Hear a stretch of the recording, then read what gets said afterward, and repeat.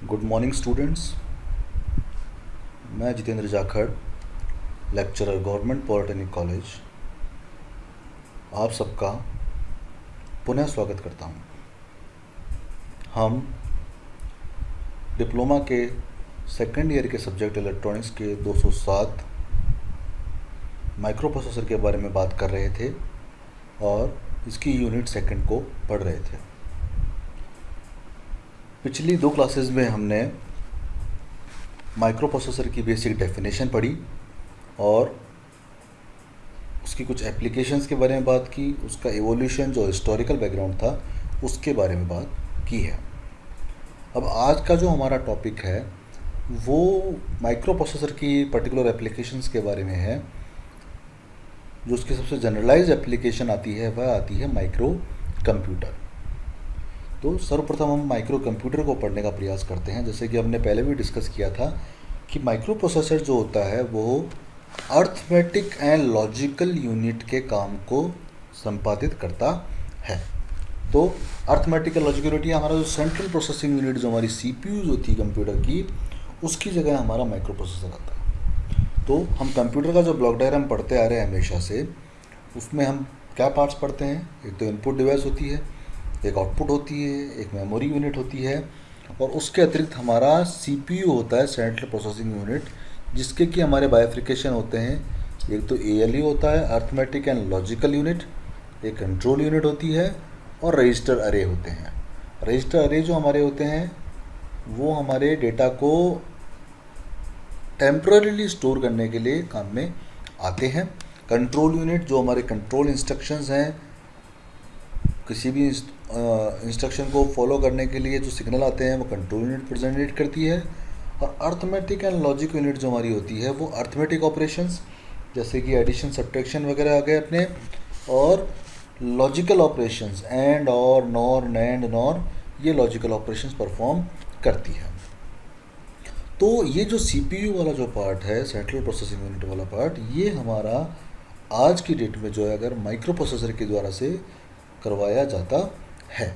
और इस प्रकार का कंप्यूटर जिसके कि अंदर सीपीयू का काम माइक्रो प्रोसेसर कर रहा है, वो जो कंप्यूटर कहलाता है उसे हम माइक्रो कंप्यूटर कहते हैं। तो मुख्य रूप से फिर हमारे यही पार्ट हो गए, एक तो इनपुट डिवाइस हो गई, एक माइक्रो प्रोसेसर हो गया, एक आउटपुट डिवाइस और मेमोरी यूनिट। तो क्या सिस्टम रहेगा? जो भी हमारे इंस्ट्रक्शन निर्देश हैं, जो प्रोग्राम हमारा है सेट ऑफ इंस्ट्रक्शंस, उसको हम मेमोरी यूनिट में स्टोर कर देंगे, फिर उसको कमांड देंगे एग्जीक्यूट का। तो वो क्या करेगा? सर्वप्रथम यहाँ से इंस्ट्रक्शन को फैच करेगा, फैच करके उसको डिकोड करेगा, डिकोड करके उसको ऊपर अर्थमेटिक एंड लॉजिक यूनिट अपना प्रोसेस करेगा और उसको प्रोसेस करने के उपरांत जो इनपुट हमारा आया उसको प्रोसेस होने के उपरांत आउटपुट पे डेटा दे देगा। और यदि उसको हमें आउटपुट को, रिजल्ट को हमारे को स्टोर करना है तो उसे पुनः हम हमारी मेमोरी में स्टोर कर लेते हैं। मेमोरी हमारी प्राइमरी, सेकेंडरी, ये क्लासिफिकेशन हम आगे डिटेल से पढ़ते आएंगे, अलग अलग टाइप्स इसके। फिर रैम मेमोरी, रोम मेमोरी, ये डिफरेंट टाइप ऑफ मेमोरीज होती हैं, वो आगे डिस्कस किया जाएगा। तो ये हमारा जो सिस्टम है एक ये माइक्रो कंप्यूटर कहलाता है। माइक्रो कंप्यूटर के और फर्दर को अपन अगर डिटेल में थोड़ा सा चित्र को समझने का प्रयास करें तो ये इस प्रकार से सिस्टम रहता है कि एक माइक्रो प्रोसेसर हो गया, उस माइक्रो प्रोसेसर से हमारे बसेस के द्वारा कम्युनिकेशन हो रहा है। बसेस हमारी, पढ़ा था हमने, कंडक्टिंग वायर्स होते हैं जो कि डेटा, एड्रेस या कंट्रोल सिग्नल्स को ट्रांसफ़र करने का काम करती है between input, output and memory, और उसको प्रोसेसर में लेके आती है और उसको ऑपरेट करती है। तो यहाँ आप देख सकते हैं एक तरफ तो माइक्रो प्रोसेसर आ गया हमारा, जहाँ से हमारी बसेस निकल रही हैं, 3 बसेस हो गई, address bus, data bus and control bus.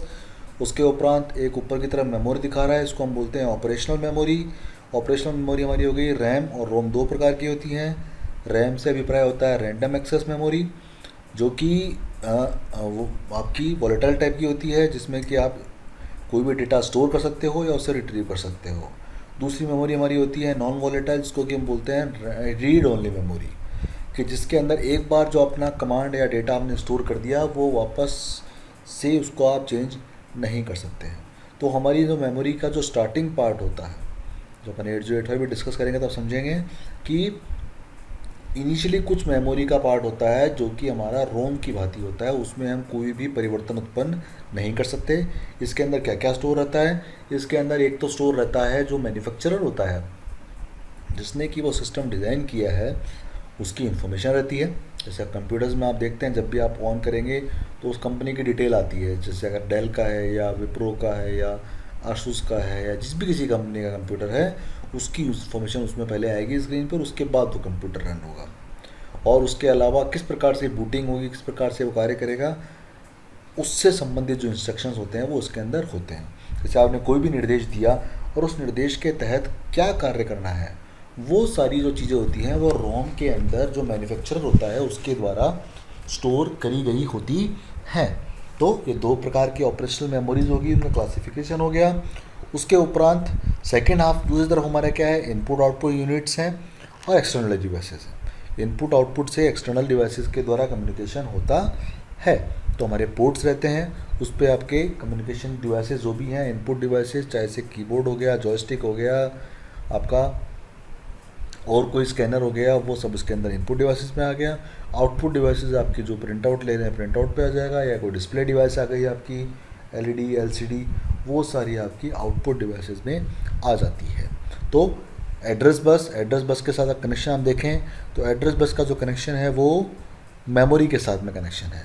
तो मेमोरी तक ये एड्रेस को लेके जाएगा और वहाँ से डिटेल को लेके आएगा। तो एड्रेस का देखें आप, एरो बना हुआ दिख रहा है आपको, दोनों एरो ऊपर की तरफ इनिशिएट कर रहे हैं। उसके बाद डेटा बस पे आप कंट्रोल देखेंगे तो डेटा बस जो आपकी है बाई डायरेक्शनल दिखा रखी है, और उस डेटा बस से आपका डेटा जो है वो रैम से तो आ रहा है और रोम से दोनों काम हो रहे हैं।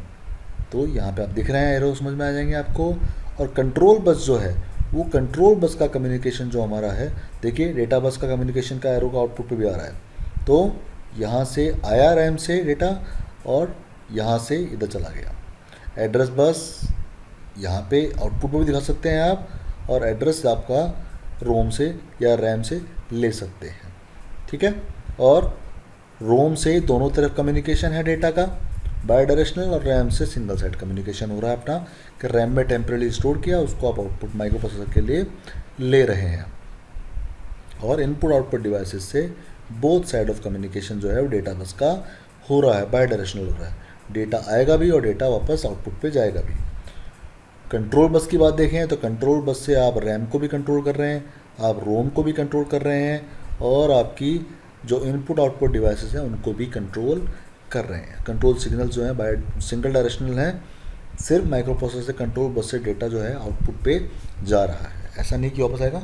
तो इस प्रकार से जो कम्युनिकेशन होता है वो फिजिबल होता है हमारा माइक्रो कंप्यूटर्स के अंदर by using 3 type of buses, address bus, data bus and control bus. तो ये चित्र अपन समझ लिया यहाँ पर।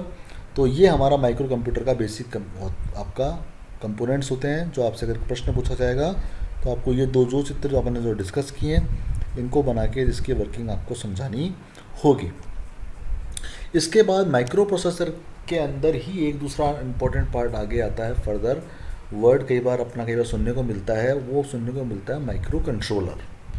तो प्रश्न इसमें ये कई बार बनता है कि what is the difference between micro processor and micro controller, कि माइक्रो प्रोसेसर तथा माइक्रो कंट्रोलर के मध्य अंतर को समझाइए। तो हमें इसको समझना होगा पहली बात कि माइक्रो कंट्रोलर होता क्या है। तो इसका ओवरव्यू हम डिस्कस करें, इसको परिभाषित करने का प्रयास करें तो a microcontroller made on a single semiconductor chip is called single chip micro computer. क्या मतलब है कि यदि एक माइक्रो कंप्यूटर हमारी है एक सिंगल सेमीकंडक्टर चिप पे अगर डिज़ाइन कर दी जाए तो उसे हम क्या कहेंगे, सिंगल चिप माइक्रो कंप्यूटर कहेंगे। और since single chip micro computer are generally used in control applications, कि इनका जो प्रयोग होता है वो कुछ कंट्रोल एप्लीकेशंस में होता है, इसलिए इनको माइक्रो कंट्रोलर कहा जाता है। तो माइक्रो कंट्रोलर बेसिकली क्या है, एक माइक्रो कंप्यूटर है जो कि एक सिंगल चिप पे बनाया गया है और कंट्रोल एप्लीकेशन के लिए उसको निर्माण किया जाता है। अब इसमें दूसरी जो इसकी इम्पोर्टेंट परिभाषा आती है कि किसी माइक्रो कंट्रोलर के अंदर कौन कौन से महत्वपूर्ण पार्ट होते हैं।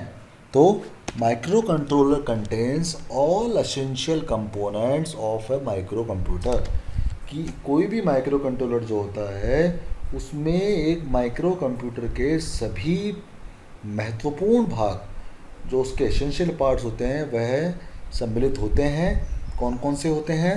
सीपीयू होता है, सीपीयू से अभिप्राय अपना एएलयू, कंट्रोल यूनिट और रजिस्टर्स हो गए, टेम्परेरी रजिस्टर्स, रैम, रोम या ईपीरोम, ये जब अपन क्लासिफिकेशन की बात करेंगे, रीड ओनली मेमोरी या erasable programmable read only memory, IO lines, input output communication के पोर्ट्स जहाँ पर आप उसको कम्युनिकेट करने के लिए कनेक्ट कर सकते हो, तो वो लाइंस वहाँ पे अवेलेबल होती है। Some single chip microcontrollers contain devices to perform specific functions such as DMA channels, A to D converter, serial port, pulse width modulation etc. कुछ जो सिंगल चिप माइक्रो कंट्रोलर होते हैं वो इस प्रकार के डिवाइसेस भी होती हैं जिसमें DMA होता है। DMA से अभिप्राय डायरेक्ट मेमोरी एक्सेस, तो DMA चैनल अवेलेबल हो सकते हैं। A to D कन्वर्टर यानी एनालॉग डेटा को डिजिटल में कन्वर्ट करना, वो सीरियल पोर्ट्स, सीरियल पोर्ट से अभिप्राय क्या होता है? देखिए, डेटा का कम्युनिकेशन जो होता है वो दो प्रकार से संभव होता है। एक तो होता है सीरियल कम्युनिकेशन, एक होता है पैरेलल कम्युनिकेशन। पैरेलल कम्युनिकेशन से अभिप्राय क्या है? सपोज 8 बिट का डेटा एक साथ कम्युनिकेट, जैसे हम कह रहे हैं ना डेटा बस हमारी 8 बिट की होती है, तो एट ए टाइम 8 बिट जो है वो एक साथ हमारे कंप्यूटर पे पहुंच रही है। तो ये जो कम्युनिकेशन होता है इसको पैरेलल कम्युनिकेशन बोलते हैं। पैरेलल के साथ में कुछ डिवाइसेस ऐसी होती हैं जो सीरियली काम करती हैं। At a time single bit उनको चाहिए होता है, 1-0 के रूप में सिंगल बिट को इनपुट पे रिक्वायरमेंट होती है। तो ऐसी जो डिवाइसेस होती हैं हमारी, उनको हम सीरियल पोर्ट के ऊपर कनेक्ट करते हैं। तो सीरियल पोर्ट्स अवेलेबल होंगे ताकि हम ऐसे कंपोनेंट या ऐसी डिवाइसेस जो कि सीरियली डेटा के साथ कम्युनिकेशन करती हैं, शुरुआती दौर में जब बनाए गए थे चिप्स वगैरह या कम्युनिकेशन डिवाइसेस जो थी हमारी, वो सीरियल कम्युनिकेशन करती थी, तो सीरियल पोर्ट्स भी उनके ऊपर अवेलेबल होते हैं। और इसी प्रकार से पल्स विड्थ मॉड्यूलेशन के लिए भी सिस्टम अवेलेबल होता है। तो माइक्रो कंट्रोलर में बेसिकली क्या क्या पार्ट्स पढ़ लिए हमने? सीपीयू रहेगा, रैम, रोम या ईपीरोम इनबिल्ड उसी चिप के ऊपर है, इनपुट आउटपुट के लाइन्स हैं, और साथ ही साथ हमारी जो कुछ स्पेसिफिक एप्लीकेशंस के लिए डीएमए के लाइन, चैनल्स की लाइन से ए टू डी कन्वर्टर की लाइन, सीरियल पोर्ट वगैरह, और ये अवेलेबल रहता है। तो सिंगल चिप पर आपकी माइक्रो कंप्यूटर से संबंधित सारी चीज़ें, और पेरिफेरल डिवाइसेस जो कि बाहर से जुड़ने वाली डिवाइसेस, ये पेरिफेरल डिवाइसेस का वर्ड भी बहुत महत्वपूर्ण है कि पेरिफेरल से क्या मतलब होता है कि सिस्टम से बाहर के जो भी कंपोनेंट आप उस पर जोड़ रहे हो कंप्यूटर के, वो सभी डिवाइसेस पेरिफेरल डिवाइसेस कहलाती है। सारी इनपुट डिवाइसेस, सारी आउटपुट डिवाइसेस और कोई डिवाइसेस जो हैं, सभी डिवाइसेस पेरिफेरल डिवाइसेस कहलाती हैं। कीबोर्ड हुआ, माउस हुआ, मॉनिटर हुआ, प्रिंटर, स्कैनर, ये सारी जो हैं पेरिफेरल डिवाइसेस कहलाती हैं। तो उनके पोर्ट्स अगर आपने एक सिंगल चिप पे बना दिए और पूरा माइक्रो प्रोसेसर हमने एक चिप पे बना दिया, तो उसे हम माइक्रो कंट्रोलर कहते हैं। ठीक है, और स्पेसिफिक कंट्रोल एप्लीकेशन के लिए इनका निर्माण किया जाता है। इससे हमें क्या समझ में आया? अभी अंतर अपन समझेंगे कि स्पेसिफिक कंट्रोल एप्लीकेशन के लिए, तो माइक्रो प्रोसेसर और माइक्रो कंट्रोलर में डिफरेंस अपन समझेंगे कि माइक्रो कंट्रोलर का जो निर्माण है वो आपने एक किसी स्पेसिफिकली किसी डिवाइस के लिए किया। सपोज आपने किसी वॉशिंग मशीन के लिए आपने माइक्रो कंट्रोलर डिज़ाइन कर दिया कि इतने ड्यूरेशन पे वॉशिंग होगी, ऐसे कूल अपना ये ड्राइंग करेगा, इस प्रकार से वाटर को रिलीज करेगा, इतनी बार ये इसको स्पिन करेगा। तो ये सारे इंस्ट्रक्शंस आपने एक माइक्रो कंट्रोलर में फीड करके उसको कंट्रोल डिवाइसेस के रूप में लगा दिया। तो ये स्पेसिफिकली एक काम करने के लिए आपने क्या बना दिया है? एक माइक्रो कंट्रोलर डिज़ाइन कर दिया है। नाउ अब जो एक महत्वपूर्ण क्वेश्चन बार बार डिस्कस किया जाता है, पूछा जाता है एग्जाम में बहुत बार, वो पूछा जाता है कि difference between micro processor and micro controller. ये डिफरेंस पूछा जाता है, 6 नंबर का क्वेश्चन बनता है, बहुत बार बनता है क्वेश्चन ये। तो आपको टेबुलर फॉर्म में इस प्रकार से बना के इसको एक्सप्लेन करना है। फिर डिस्कस करेंगे इसको हम। पहले माइक्रो प्रोसेसर के बारे में है, फिर माइक्रो कंट्रोलर के बारे में है। तो पहली बात यहाँ आ गई, it is used for big applications, where as micro controller की बात करें, it is used to execute a single task with an application. तो क्या समझ में आ गया, माइक्रो प्रोसेसर जो है वो मल्टीपल प्रोसेसेस के लिए, बिग एप्लीकेशंस के लिए डिज़ाइन किया जाता है, प्रोग्रामेबल होता है। अपनी रिक्वायरमेंट के हिसाब से आप नंबर ऑफ इंस्ट्रक्शंस बढ़ा के और आप वेरियस टाइप ऑफ वर्क, बहुत सारे प्रकार के कार्य उससे करवा सकते हैं। जबकि माइक्रो कंट्रोलर जो है वो सिंगल काम के लिए डिज़ाइन किया जाता है, एक पर्टिकुलर किसी एप्लीकेशन के लिए। जैसे आपने व्हीकल में किसी स्पीड कंट्रोल के लिए कर दिया, या आपने वॉशिंग मशीन डिज़ाइन कर दिया, या माइक्रोवेव ओवन में आपने टेम्परेचर सेटिंग के लिए कर दिया। तो for a particular one application, किसी एक फिक्स एप्लीकेशन के लिए जब आप किसी सिस्टम को डिज़ाइन करते हो तो माइक्रो कंट्रोलर कहलाता है। और बड़े स्तर पे जब आप डिज़ाइनिंग करते हो, प्रोग्रामेबल सिस्टम रखते हो, तो वो अपना माइक्रो प्रोसेसर के द्वारा होता है। Micro processor is the heart of a computer system. तो कंप्यूटर सिस्टम का हार्ट होता है, जबकि माइक्रो कंट्रोलर जो होता है वो एम्बेडेड सिस्टम का हार्ट होता है। एम्बेडेड सिस्टम मतलब एक किसी पर्टिकुलर एप्लीकेशन टास्क के लिए बनाया गया सिस्टम। फिर micro processor, it is just a processor, memory and IO components having to be connected externally. कि माइक्रो प्रोसेसर में क्या होता है, मेमोरी और इनपुट आउटपुट जो कंपोनेंट्स होते हैं, जैसे कि अपन ने देखा था चित्र के अंदर, माइक्रो कंप्यूटर के अंदर ये अलग से कनेक्ट किए जाते हैं। जबकि micro controller contains external processor along with internal memory and IO components. कि माइक्रो कंट्रोलर में प्रोसेसर हो गया, इंटरनल मेमोरी हो गई, और आईओ कंपोनेंट के लिए जो कनेक्टिंग पोर्ट्स वगैरह हो गए वो उसी पे चिप पे ही बनाए गए होते हैं। Since IO and memory connect externally, the circuit becomes large. Micro processor का सर्किट बड़ा होता है, क्यों? क्योंकि मेमोरी भी एक्सटर्नली कनेक्ट होगी और आईओ कंपोनेंट भी अलग से कनेक्ट होते हैं। Since IO and memory presents internally, the circuit is small. कि आईओ के लिए भी कनेक्शन के लिए भी अंदर हो गया सब कुछ, मेमोरी इंटरनली हो ही गई फैब्रिकेटेड, तो उसके लिए सिस्टम जो होता है वो तुलनात्मक रूप से स्मॉल होता है। Micro processor can not be used in compact system and hands insufficient. कि कॉम्पैक्ट सिस्टम में इसको हम यूज़ नहीं कर सकते, क्योंकि सब कुछ सेपरेटली अलग अलग कनेक्ट हो रहा है, तो ये सिस्टम जो होता है वो इनएफिशिएंट हो जाता है। कॉम्पैक्ट सिस्टम में एक लिमिटेड छोटे सिस्टम अगर डिज़ाइन कर रहे हो तो यहाँ ये प्रॉब्लमेटिक हो जाता है। जबकि micro controller can be used in a compact system, and micro controller is an efficient technique. कि आप एक कॉम्पैक्टली एक सिस्टम डिज़ाइन करके किसी एक एप्लीकेशन के लिए उसको काम में लेना चाहते हो। Then cost of entire system increases. क्यों? क्योंकि सारे कंपोनेंट अलग अलग लग रहे हैं, तो माइक्रो प्रोसेसर की कॉस्ट जो है वो काफ़ी ज़्यादा होती है माइक्रो कंट्रोलर की तुलना के अंदर। देन फिर बात आती है power consumption is high, because अलग अलग कंपोनेंट्स, मेमोरी के लिए अलग पावर देनी पड़ेगी आपको, आईओ के लिए अलग पावर देनी पड़ेगी आपको, और स्वयं माइक्रो प्रोसेसर के अलग से पावर देनी पड़ेगी। तो power consumption is high, where as micro controller में सारी चीज़ें उसी के अंदर हैं, तो पावर जो है वो कंजम्पशन लो होती है। देन बात आती है most of the micro processor do not have power saving modes.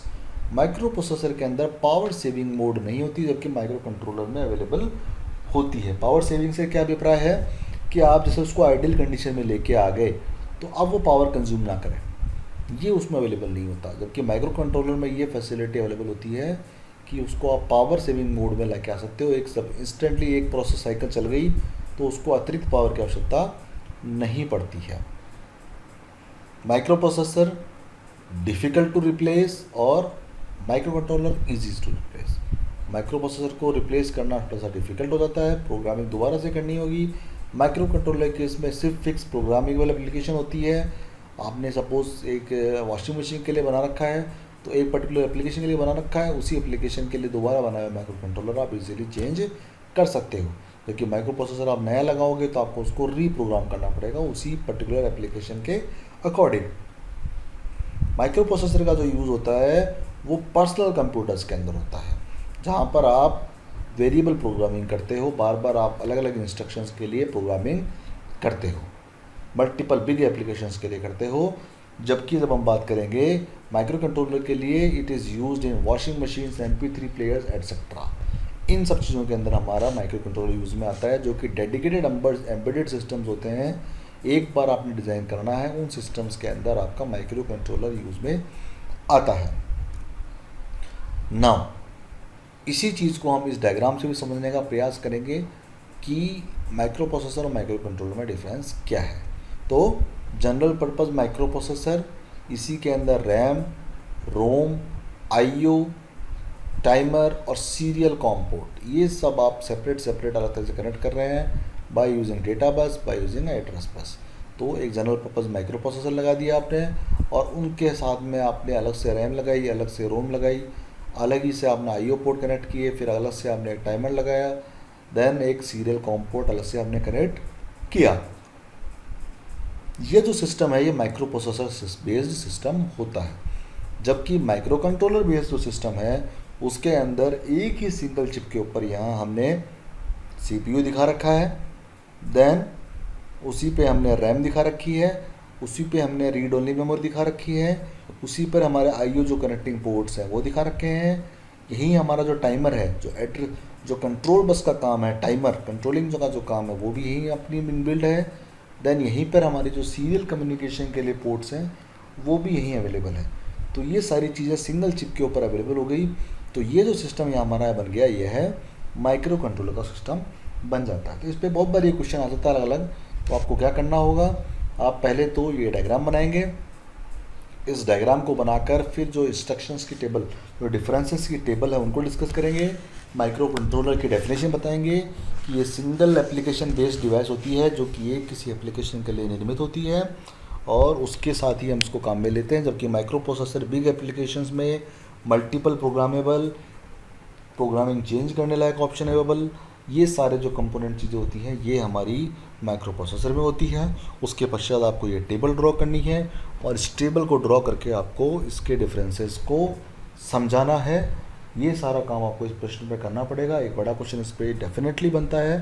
तो इस चैप्टर में हमने देखे मुख्य रूप से 3 टॉपिक्स को अलग अलग डिस्कस किया हमने। इन पे छोटे क्वेश्चन भी बनते हैं छोटे छोटे पॉइंट के हिसाब से, चाहे से इनके जो ये एब्रीवेशंस हैं, छोटे स्मॉल वर्ड्स, इन पे भी क्वेश्चन बन जाता है। जैसे DMA की full form direct memory access आ गई हमारी, उसके अलावा रैम की फुल फॉर्म, रोम की फुल फॉर्म, ये सारे कंपोनेंट्स की फुल फॉर्म।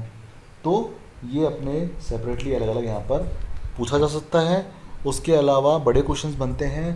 तो जो हमने चैप्टर की स्टार्टिंग में पढ़ा था पहले टॉपिक, माइक्रो प्रोसेसर की डेफिनेशन, उसकी एप्लीकेशंस, उसका एडवांटेजेस उसको काम में लेने का, उसके उपरांत अपने इसका हिस्टोरिकल रिव्यू पढ़ा था, उसके बारे में बात कर सकते हैं। क्वेश्चन बड़ा क्वेश्चन बनता है। उसके उपरांत यहाँ माइक्रो कंट्रोलर और माइक्रो प्रोसेसर के बीच डिफरेंस का क्वेश्चन इस चैप्टर में इजीली हमारा बन सकता है। आगे के जो हमारे टॉपिक आएंगे, हम स्पेसिफिकली इस जो हमारा 207 का है उसमें हमारा जो माइक्रो प्रोसेसर हम डिस्कस करेंगे वो माइक्रो प्रोसेसर 8085 हम पढ़ेंगे। उसके बारे में हमारा आगे फर्दर डिस्कशन चलेगा। इस चैप्टर में हमने माइक्रो प्रोसेसर के और माइक्रो कंट्रोलर के जनरल डिस्क्रिप्शन को पढ़ा है।